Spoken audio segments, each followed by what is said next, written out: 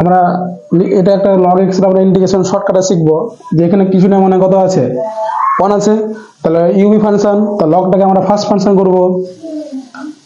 1 integration কত হয় x minus 1 থেকে 2 লগ এস এর কত 1/x, এই 1 এর ইন্টিগ্রেশনটা এখানে আরেকবার বসে যাবে dx, এটা কেটে গেল, আর এই লিমিট কত বসে 1 থেকে 2, তাহলে log 2 বসালে কত log 2 ইন্টু 2 মাইনাস log 1 মানে কত 0 মাইনাস এখানে 1 থাকছে, তাহলে 1 এর ইন্টিগ্রেশন কত হয় x, তাহলে লিমিট বসিয়ে দেবো, তাহলে কত হবে 2 log 2 মাইনাস এখানে বসালে কত হবে 2 মাইনাস 1, তাহলে 2 log 2 মাইনাস 1 হয়ে গেল ইন্টিগ্রেশন। শর্টকাট মেথড, হ্যাঁ, এটা সব থেকে শর্টকাট মেথড করা যায়।